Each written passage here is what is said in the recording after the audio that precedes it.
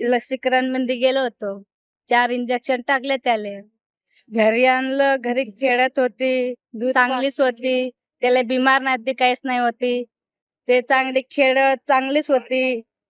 आज आम्ही इथं 10 वाजेपर्यंत काही इथं बसून आहो. ते नाही इथं कोई कलेक्टर बी नाही आहे, कोणतं काहीच नाही येऊ राहिले. कोई पाहू बी नाही राहिले आमच्या समोर.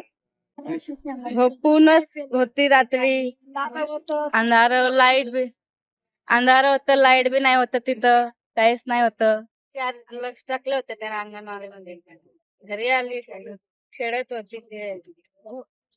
मग झोपून गेली. रात्री बी उठली, दूध पाजलं त्याले. मग खेळूच होते ते.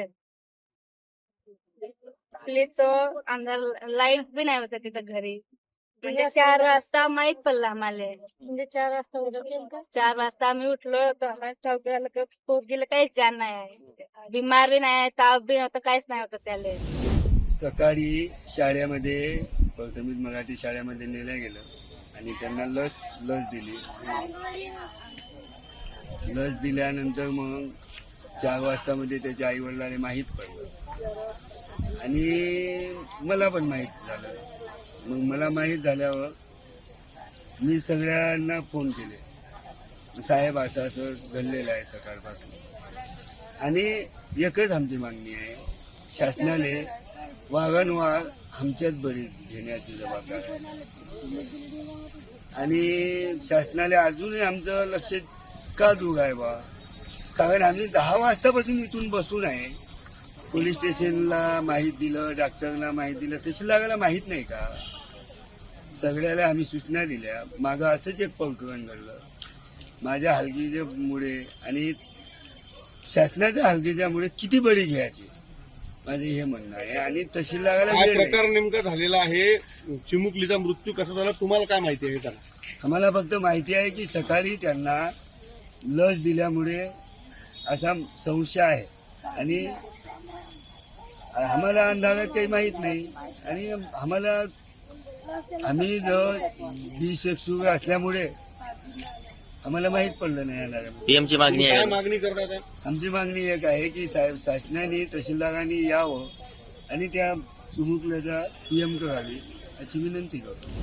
हीर मच्छेंद्र भोसले ही 4 महिने 17 दिवसांची मुलगी आज दिनांक 7 जुलै रोजी तिचा मृत्यू झालेला आहे आणि रात्री झोपेतच हा मृत्यू झालेला आहे. काल आम्ही तिथे लसीकरण सत्र आमचं होतं आणि त्या ठिकाणी 10 बालकांना लस देण्यात आली. तसेच 4 गरोदर मातांना पण तिथे तपासणी आणि लसीकरण करण्यात आलेलं आहे. आज प्रत्यक्ष भेट दिली असता सर्व लाभार्थ्यांना प्रत्यक्ष भेट दिल्या गेली आणि लाभार्थ्यांची चौकशी केली असता किंवा प्रत्यक्ष पाहिलं असता कोणत्याही लाभार्थ्याला या व्हॅक्सिनेशनमुळे त्रास झालेला नाही.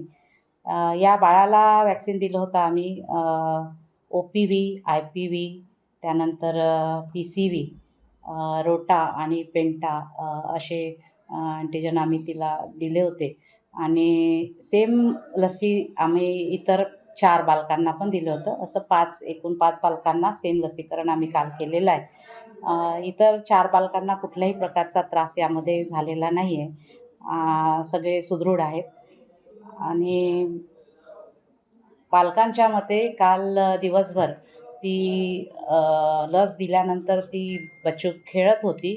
नॉर्मल बिहेवियर होतं सर्व आणि दूध पण घेतलेलं आहे तिने दिवसभरात.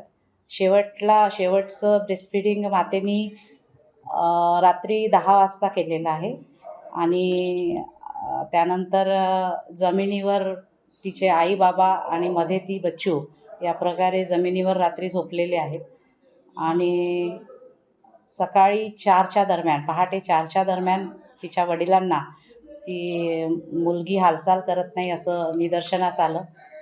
आजीने नाडी तपासून मुलगी मृत असल्याचं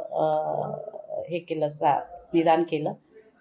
पहाटे आपली टीम तिथे गेली आणि पुढचे सगळे इन्व्हेस्टिगेशन्स आपण तिथे केलेले आहेत.